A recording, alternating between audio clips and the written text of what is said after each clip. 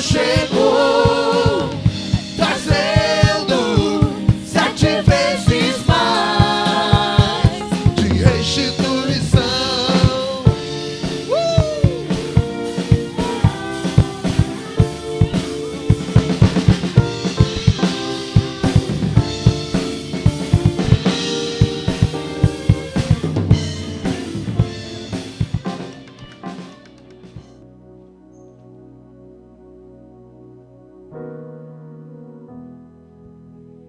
Amém. Levante suas mãos, adore ao Senhor. Amém. Deixa Deus ser Deus na sua vida. Eu sou do meu amado é meu. Glorifique a Ele. Deus, água as tuas plantinhas nesse jardim, Pai. Aqui está o teu jardim, Senhor. Aduba a água, fortalece.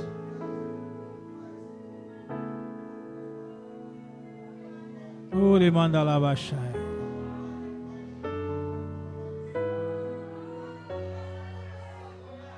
Te exaltamos, Senhor. Receba o louvor e a adoração, Pai. Alamanda ele rachuri manda lá baixar abaixo. Oh, manda lá rachar abaixo. Enquanto nós oramos, Senhor, vai curando vidas, vai alcançando corações, Pai. Tu és exaltado, Senhor. Aleluia. Ele é exaltado, o Rei é exaltado no céu. Eu louvarei, Ele é exaltado, para sempre é exaltado seu nome. Louvarei.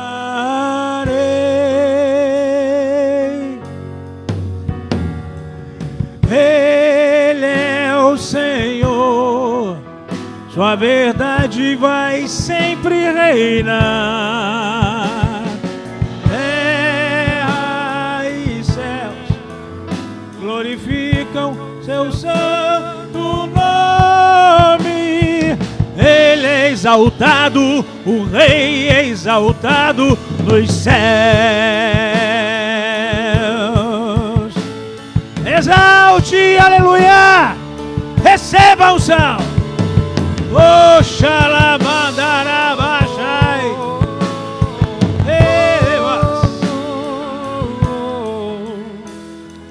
Ele é exaltado, o Rei é exaltado no céu.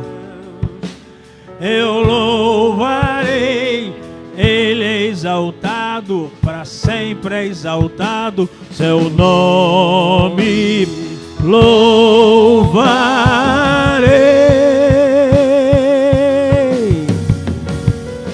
Ele é o Senhor, sua verdade vai sempre reinar.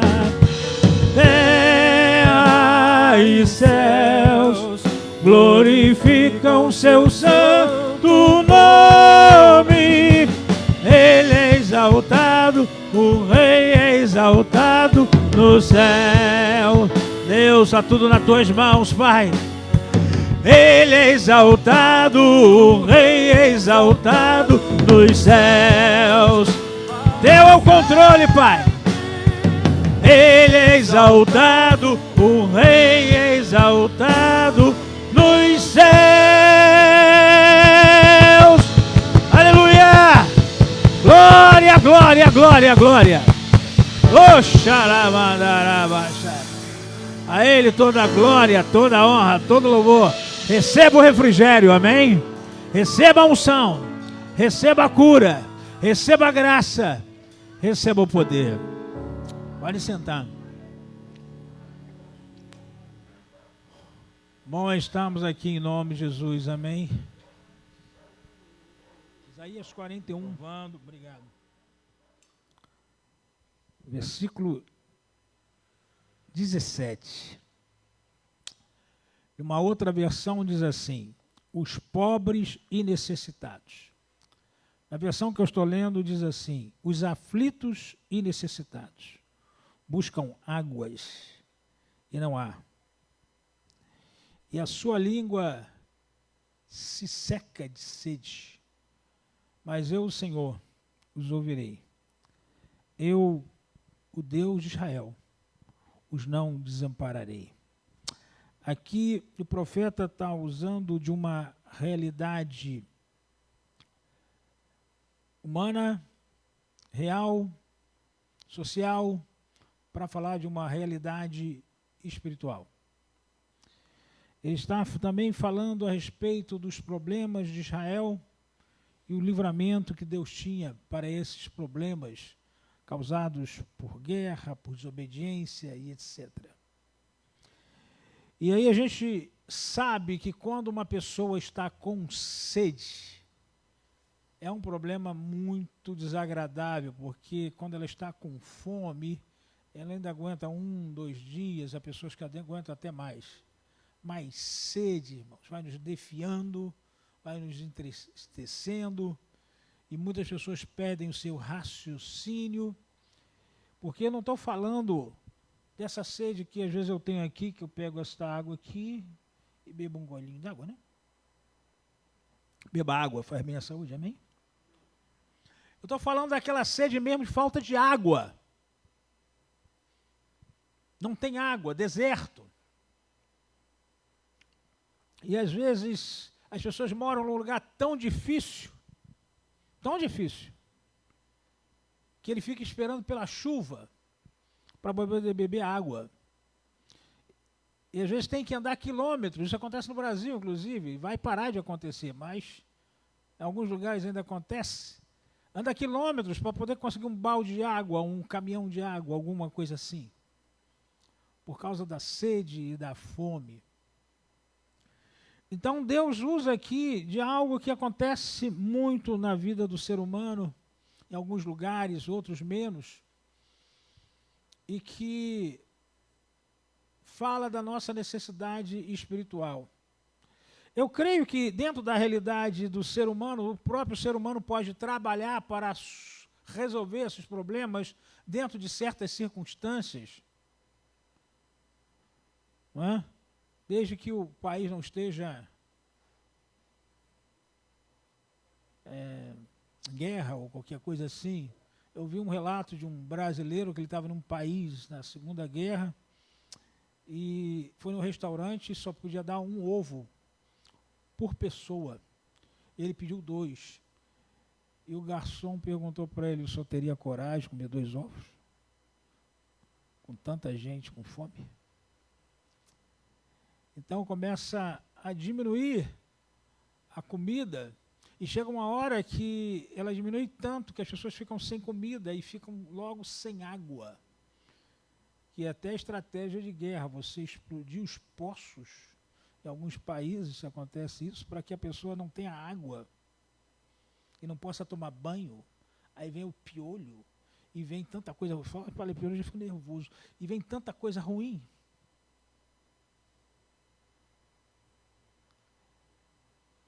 E aí Deus está vendo aqui, trazendo aqui a figura desse tipo de pessoa que está aflita e necessitada, que busca por água, para falar das nossas necessidades espirituais. Outro dia eu estava falando que o Nordeste vai se tornar uma grande potência, né? Que tendo água lá, não vai ter razão de vir mais para cá. Buscar nem emprego, nem nada. Vai ser tudo por lá mesmo. Já alguns lugares já estão assim. Imagina quando generalizar, né? Eu morei num estado que só tinha 2% de água potável, segundo lá as pessoas que me falaram.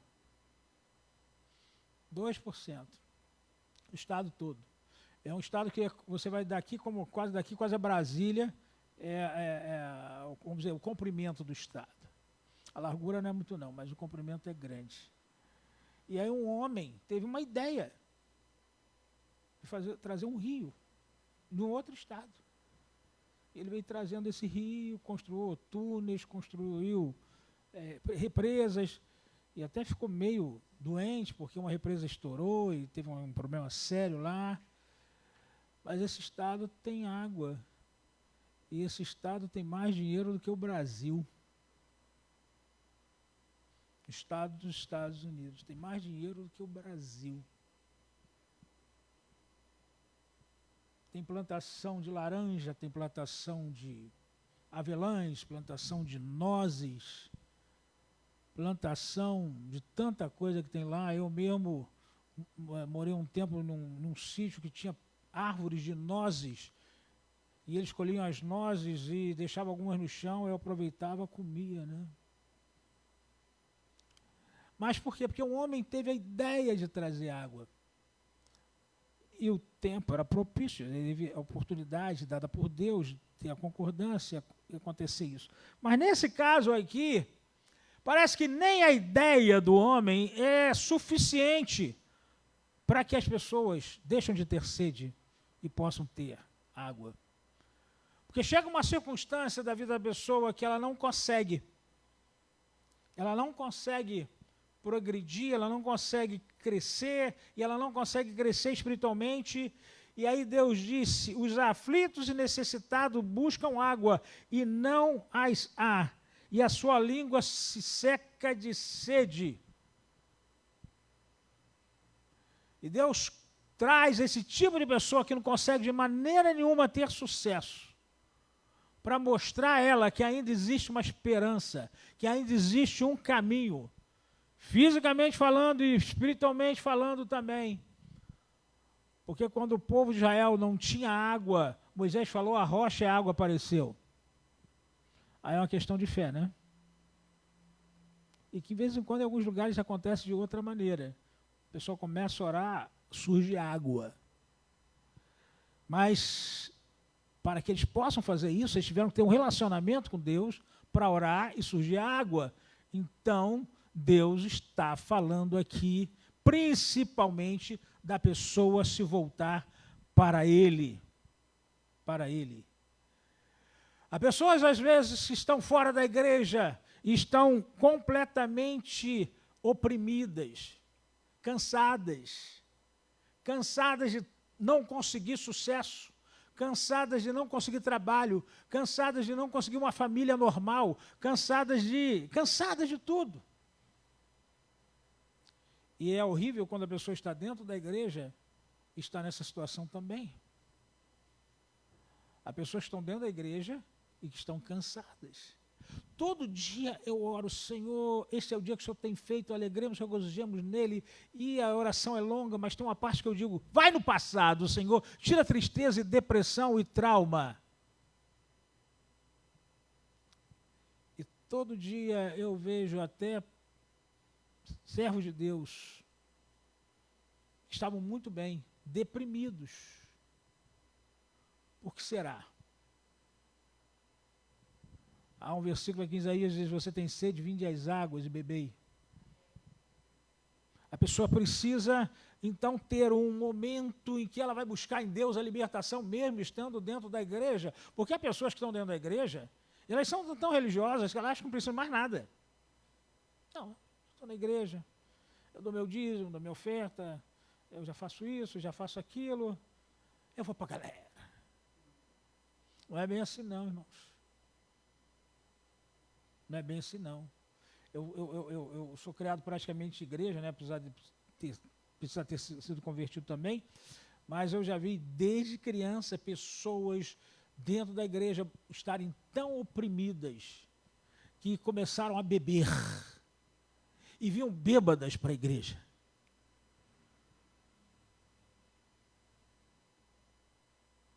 Pessoas tão oprimidas que começaram a fumar.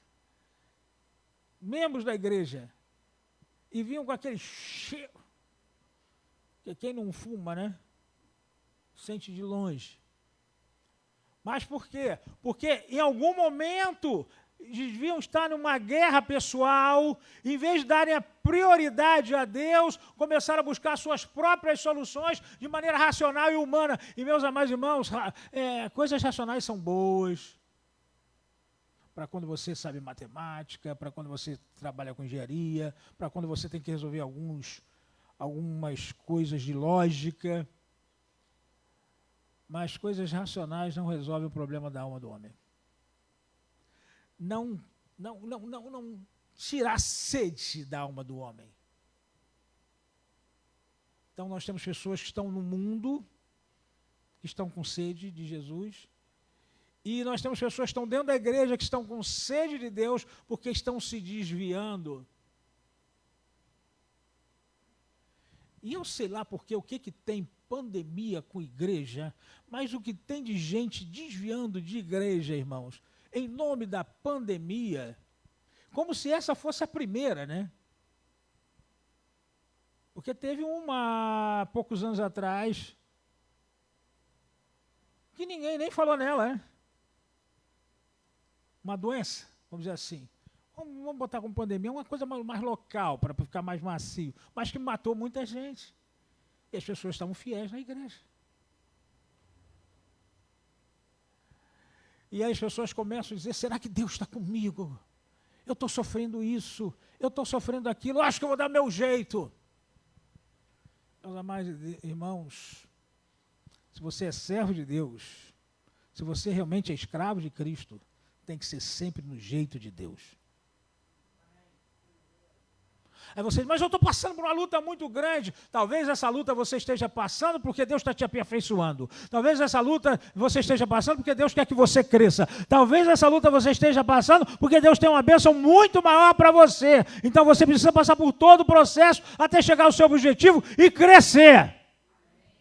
Mas não olhe nem para a direita, nem para a esquerda. Continue olhando para Jesus. Como nós falamos semana passada aqui, Elias estava correndo de uma mulher e Deus estava acompanhando ele. Não deixou Elias sozinho, não. Estava acompanhando onde ele ia parar. Parou dentro de uma caverna. Aí Deus falou com ele, Elias, sai da caverna. E ele, cheio de sede espiritual, cheio de problema na alma, diz, matar os teus profetas. E Deus ainda fez lá um sinal para ele de vento e de fogo, mostrando que ele não estava nem no vento nem no fogo, né? Porque muitas pessoas dizem assim, mas tem um vento aqui, mas tu tem que saber se o vento é de Deus. Mas tem um fogo aqui, mas tu tem que saber se o fogo é de Deus. Que o próprio Deus botou um fogo e um vento que ele não estava neles. Só para mostrar a Elias que a vida que ele estava vivendo não tinha a presença da maneira perfeita que Deus queria. Até que Deus diz, mas tem 7.000 que não dobraram os seus joelhos a Baal. E meus amados irmãos, eu vou sair um pouco aqui dessa questão da sede, mas deixa eu falar um pouco de Baal. Baal está querendo renascer nas nações. Estão fazendo ídolos a Baal. Então a gente tem que entender que quando o povo começa a trazer certas ideias, certos pensamentos, e você entra naquela ideia, você pode começar a ter sede espiritual. Não como Jesus teve sede de justiça, porque deu toda a justiça dele para nós. Mas ter sede porque você está se esvaziando de Deus por causa do pecado, que se aloja por causa do seu pensamento, das suas ideias, da sua teimosia, da sua rebeldia. Mas o nosso Deus é um Deus de misericórdia. E a misericórdia dele são as causas de não sermos consumidos, se renova a cada manhã. Mas ele disse, mas eu, o Senhor, os ouvirei, e o Deus de Israel os não desampararei. Um dos nossos pastores, ele caiu de um banquinho. Ele é mestre de obra, é pedreiro, estava fazendo um teto na casa de um outro pastor nosso. Ele caiu já desmaiado. Ele desmaiou na hora que estava trabalhando. E um dos pastores foi lá, mexendo na língua dele para que ele não morresse sufocado, para que ele pudesse respirar. E assim ele o fez, e ele voltou a respirar. E quando ele conseguiu fazer lá o processo lá, o pastor que estava desmaiado gritou, orem por mim. E ele estava desmaiado.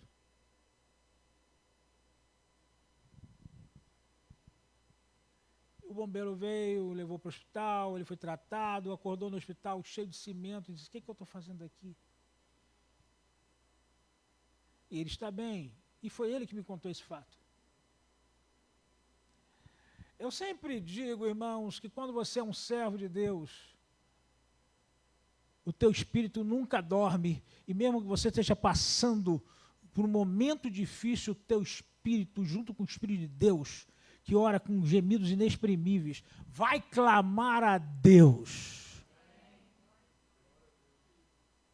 Eu não sei se essas pessoas estavam sem comida e sem água, elas tinham forças para poder clamar.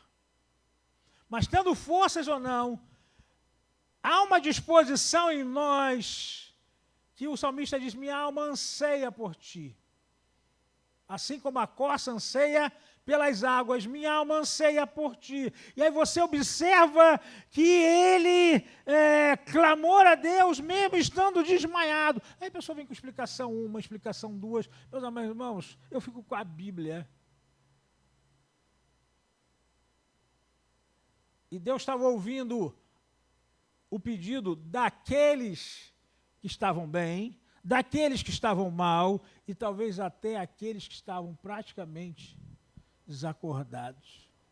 Aqui mesmo na nossa igreja, um irmão deu um testemunho que enquanto ele estava sendo operado, muitos anos atrás, ele estava fora do corpo, vendo a operação dele, e ele falava com Deus.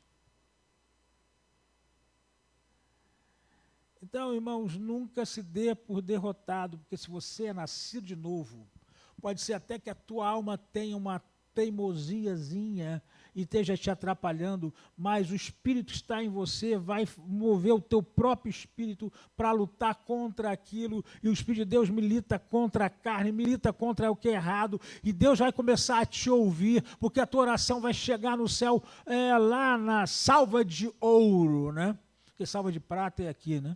Outro dia eu falei salva de prata. É salva de ouro que tem no céu. E você será respondido. Não perca a esperança. Não é o que a gente fala aqui todo dia? Esse é o dia, porquanto somente eu conheço, determinei os planos que eu tenho para vós, diz Yahvé, planos de fazê-los prosperar,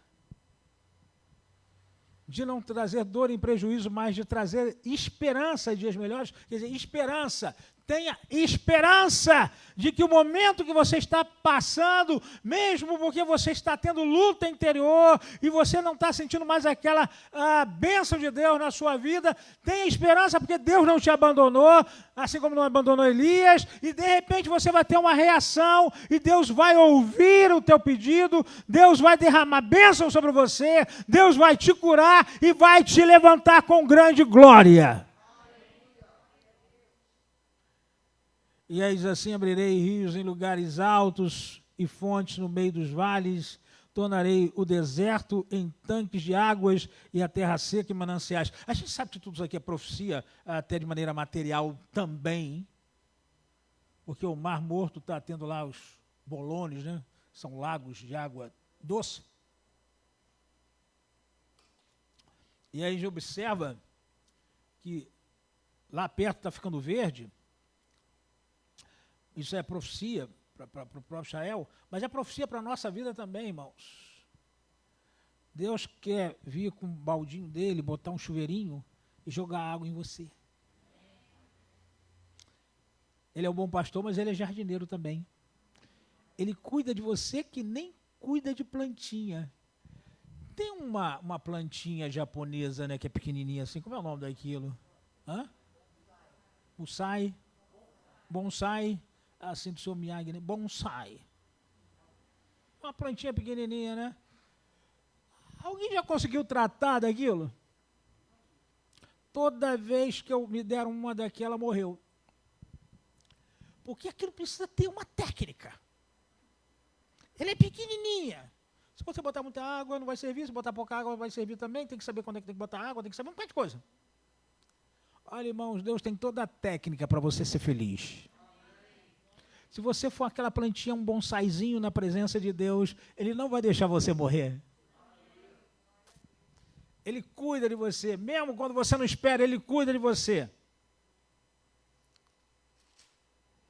E aí você veja que Ele fala ainda aqui em Isaías, capítulo 43, versículo 11. Ele diz, eu sou o Senhor e fora de mim não há Salvador. Não há outro intermediador entre Deus e os homens, é sempre Jesus, é sempre o Senhor. Eu anunciei e eu salvei e eu fiz ouvir, o Deus estranho não houve entre vós, pois vós sois minhas testemunhas, diz o Senhor, eu sou Deus. Ainda antes que houvesse dia, eu sou, e ninguém há que possa fazer escapar das minhas mãos, operando eu.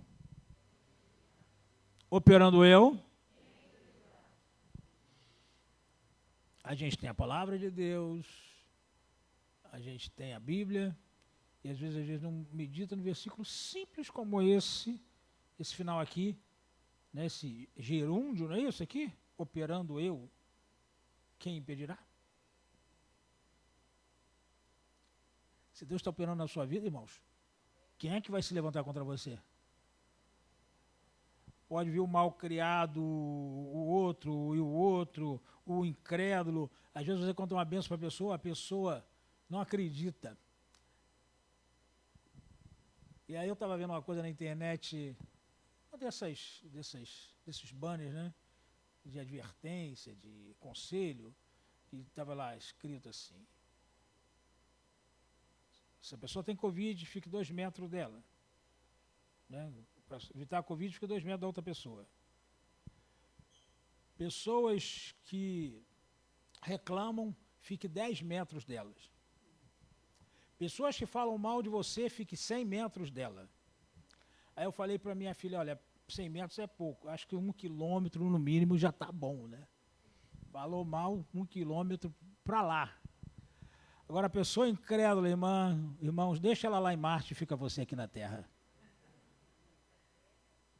Porque o incrédulo vai botar você sempre para baixo. E o incrédulo, ele não precisa dizer logo que está sendo incrédulo, ele vai usar o benefício da dúvida.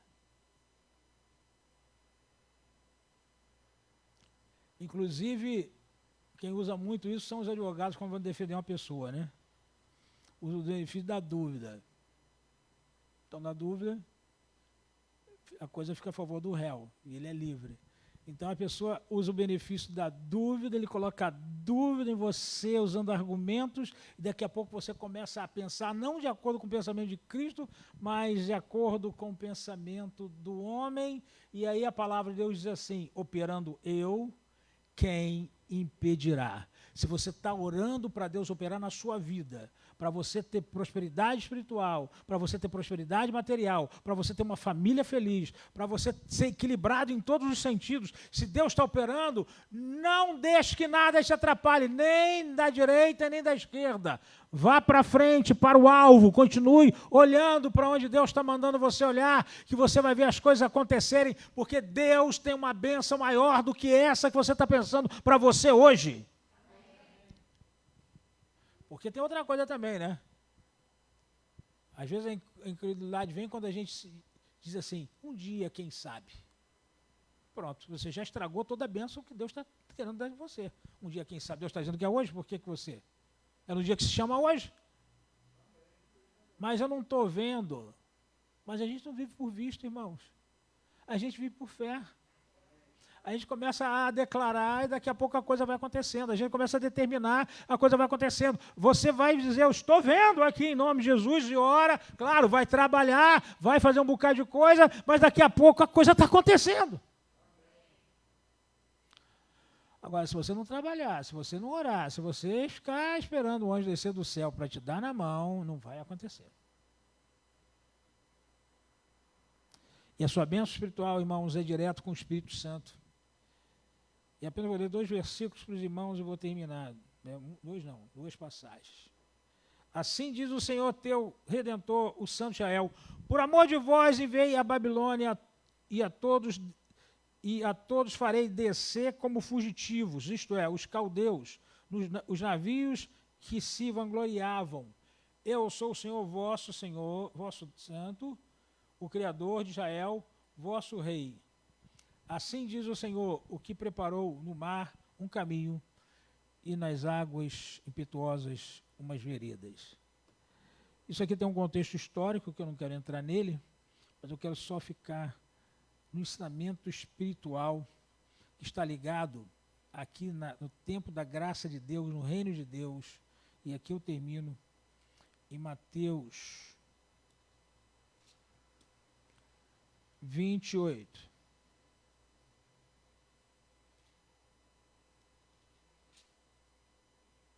Mateus 28 não, desculpa, Mateus 11. Mateus 28 é que eu preguei semana passada. Mateus 11, versículo 28. Vinde a mim, alguns que estão cansados e sobrecarregados, e quem sabe, eu vos aliviarei. Se eu estiver com vontade de fazer isso, se eu estiver disposto a fazer isso, foi assim que Jesus disse? Vinde a mim, todos, crente não crente, crente novo, crente velho, pastor, bispo, apóstolo. As pessoas pensam porque a pessoa é bispo e apóstolo, né, que ele é a quarta pessoa da Trindade. Isso é um defeito terrível. Pastores são seres humanos que precisam de oração, por isso que eu tenho um grupo lá no Facebook, no WhatsApp, orando pelo bispo José Filho, porque eu preciso de oração todo dia. E tem um que manda para mim, um pastor que manda para mim um recado às 3 da manhã. Acabei de orar por você e sua família todo dia. E todo dia eu vou lá e digo, amém. Às vezes nem sempre às 3 da manhã, né? Mas toda vez que eu abro eu digo amém. Porque a gente precisa de oração, irmãos. A gente precisa de oração, a gente precisa buscar.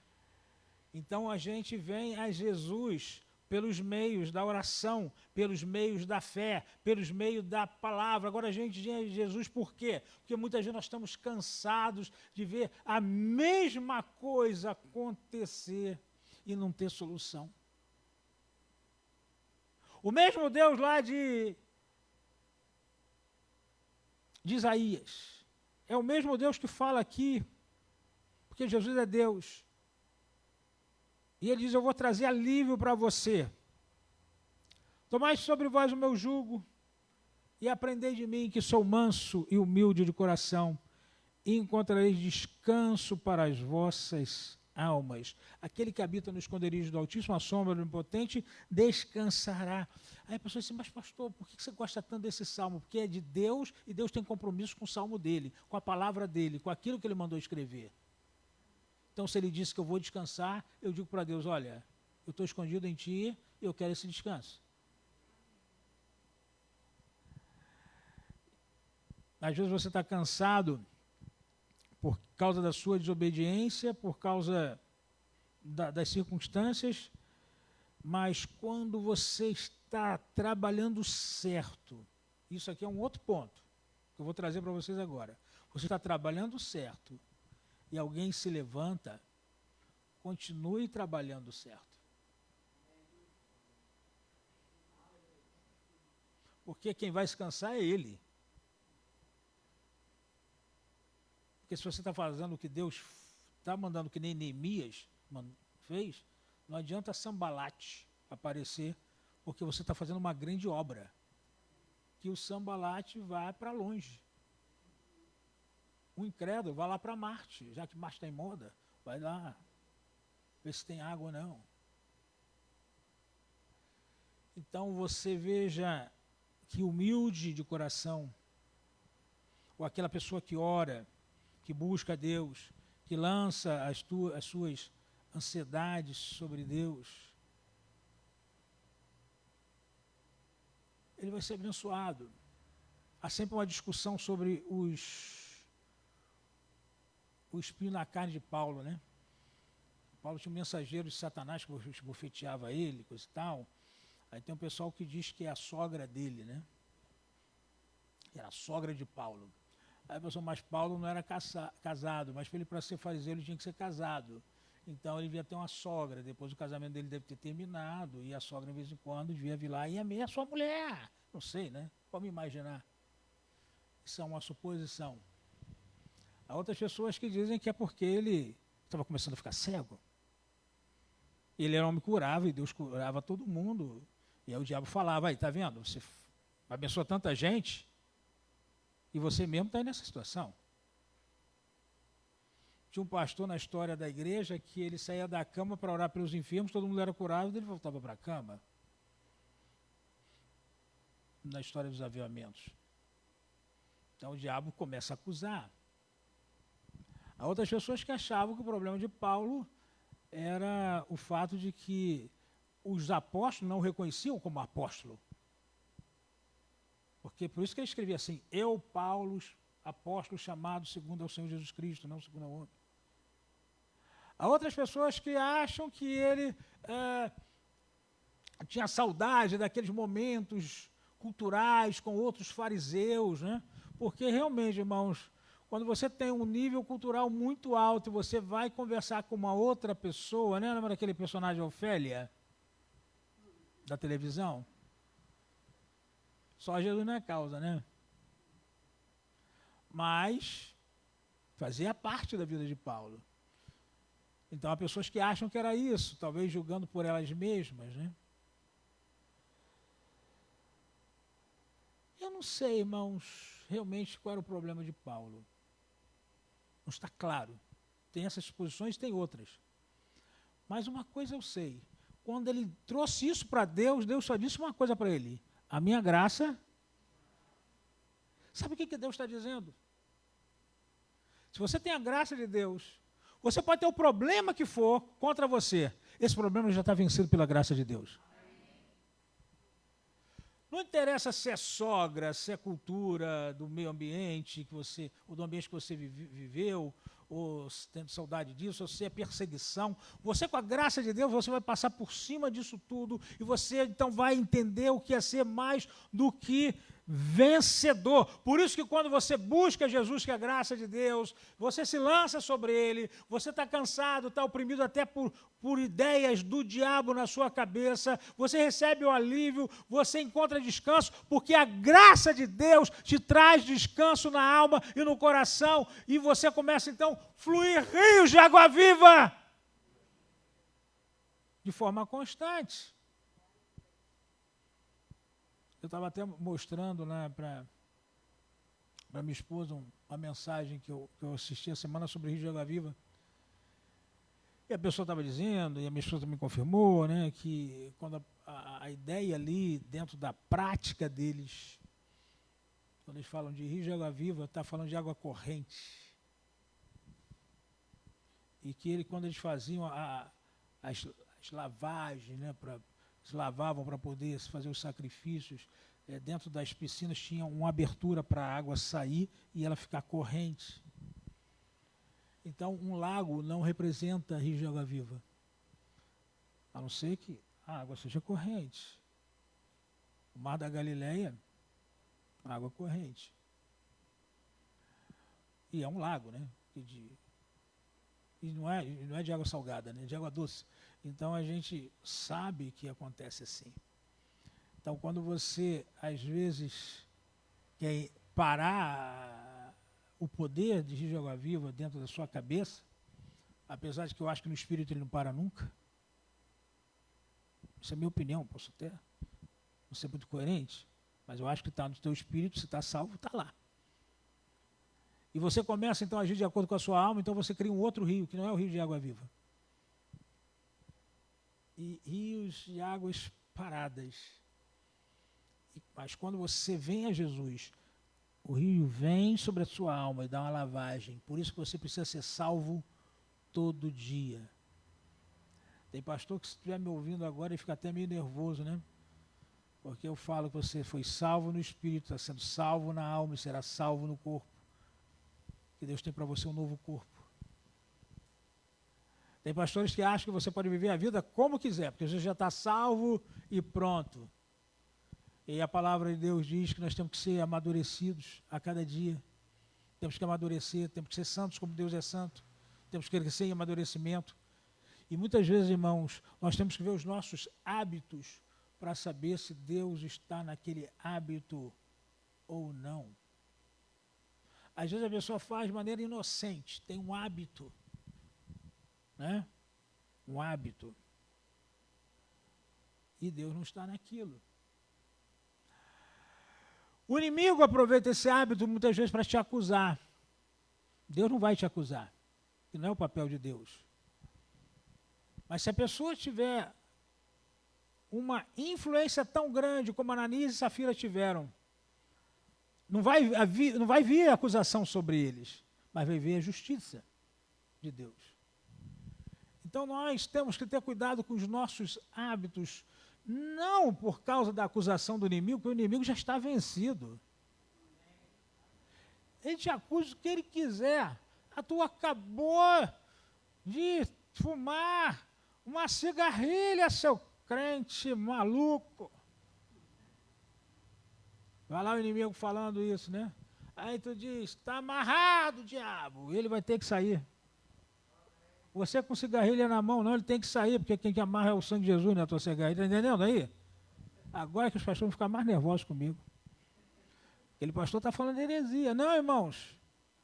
Mas isso não significa dizer que você não precisa mudar a sua atitude. Porque você pode ficar seco de Deus por causa dos teus hábitos. E aí, voltando lá na frente, quando a pessoa está seca de Deus, ela começa com uma cigarrilha, passa por um charuto, apesar de ter um grande pregador da palavra em inglês, eu acho que ele é em inglês que fala charuto, mas você passa por charuto, e daqui a pouco você está escandalizando. E talvez por causa disso, aqui a Bíblia diz que há vasos para a honra, e detalhe, vasos, continua sendo vaso, mas é para desonra. É interessante, né, que a Bíblia diz assim, tem vaso para honra, e tem uma coisa que parece vaso, que é para desonra. Não, é vaso para honra e vaso para desonra. E qual será a diferença? E talvez o vaso para honra chega a Jesus na hora da fraqueza dele e diz, pequei. Mas é para Jesus. É para Deus. E o vaso para desonra, às vezes não faz isso, e às vezes ainda te condena, e condena todo mundo, e está todo mundo errado, menos ele. Já notou que o vaso, quando é para desonra, está todo mundo errado, menos ele? A igreja está sempre errada, os irmãos estão sendo errados, o coral está errado, a equipe de louvor está errada, aquilo está errado, e ele está perfeito. Mas ele continua sendo vaso de Deus. Deus vai trabalhar com ele. A hora que ele entender que ele está naquela classificação, né, dos que estão falando mal, né, e para mim a distância tem que ser maior, e que ele pode estar sendo uma abominação, ele vai se libertar, vai vir a Jesus, Jesus vai libertar porque Jesus o ama, e vai dar restauração e restituição. Você sabia que quando você se arrepende de verdade, Deus começa a te dar restauração e restituição, coisas que você perdeu voltam para a sua mão? E não é nem porque Deus tirou, é porque o diabo roubou. Porque Deus quer que você prospere. E às vezes o que atrapalha é exatamente esse momento. E aí Jesus diz, vinde a mim todos vós estáis cansados e sobrecarregados, eu vos aliviarei. Né? Receba a bênção da libertação, receba a bênção da cura, receba a bênção do poder, receba a bênção da comunhão. Da comunhão. O Pedro falhou várias vezes com Jesus, mas ele não deixou de ser Pedro. O Davi pecou terrivelmente, terrivelmente. E o pior pecado dele foi com o amigo dele, né? Pecado igual o de Caim. E Deus teve misericórdia de Davi. E Davi não deixou de ser ungido por causa disso. Já notou isso? Que ele continuou sendo o rei de Israel. E que ele continuou sendo o símbolo de Cristo. E Jesus ainda diz lá na igreja de Filadélfia que ele tem a chave de Davi. O nome de Davi continua sendo honrado. E quando Salomão errou, aí sim Deus foi severo com Salomão e disse: olha, eu só não te destruo por causa do teu pai Davi. Porque Deus tinha uma aliança com Davi. Então, meu amado irmão, você tem uma aliança com Deus. Quando você pecar, peça a Deus perdão. Se você tem hábitos estranhos, peça a Deus libertação. Venha a Jesus, que quem vai te curar, te fortalecer, te levantar. E até o Jacques falou aqui, né? Muitas vezes eu pequei, né? Mas Jesus me abençoou. Quem vai fazer isso é Jesus. Ah, pastor, me dá uma benção para eu parar de pecar. Eu falo, você está pensando que eu sou o Espírito Santo? Eu sou pastor. Fala com Deus. Fala com Deus. Eu posso até te dar uma benção, mas não sei se você vai parar de pecar. Se você não chegar para Deus e não falar com Deus e não se arrepender e falar com Ele, olha, eu quero mudar dessa atitude aqui, você vai continuar sendo aquele crente. Não vou dizer que você não é crente, não. Mas será que é para honra ou se é para desonra? Agora, uma pessoa que quer ser para honra todo dia, ela vem a Cristo. O Ricardinho, lembra que eu fazia apelo aqui, o Ricardinho vinha toda vez aqui à frente? Eu lembrava do meu tempo seminarista, eu ia todo domingo à frente aceitar Jesus. Eu já era batizado com o Espírito Santo, eu era seminarista, já tinha sido evangelista, mas chegou uma época da minha vida, eu falei, eu tenho que aceitar Jesus. Todo domingo, o pastor falava. E teve um domingo, teve um pastor que pregou lá, irmãos, que eu não só chorei, eu uivei dentro da igreja, uma igreja com 1.600 pessoas, e eu lá, foi um escândalo. Mas tem coisa, irmãos, que é só entre a gente e Deus e não interessa o resto. Um amigo meu africano, ele estava num culto, e tinha uma senhora lá, Sister Hammond. A Sister Hammond, perguntaram a ela uma vez, Sister Hammond, qual é a sua idade? Ela disse assim, antes de Abraão fosse, eu já era. Quando o pastor que me ordenou tinha já 40 anos de ministério, quando ele foi ordenado, a Sister Hammond já tinha 10 anos de ministério. E ela ainda pregava. E a Sister Hammond veio pregar no seminário e ela ainda usava coque. Lembra que antigamente as mulheres usavam coque? Ela usava coque, usava até aqui, saia até lá embaixo, sem maquiagem, só o essencial, e ela vinha pregar. E meu amigo estava sentado assim na frente. Daqui a pouco ele começou a uivar também, e a gritar, e ele caiu, e a Sister Hammond não era nem com ela já com seus 80 anos de idade ou mais, pregando, e o poder de Deus vindo. Aí teve gente que não sabia o que era aquilo, foram lá querer expulsar o demônio, e foram ter pena dele. Aí quando ele voltou, eu falei, minha gente, vocês estão preocupados, eu estava arrebatado, eu estava com Jesus, foi tão bom. Ah, meu Deus, como a igreja perde por não conhecer o poder de Deus.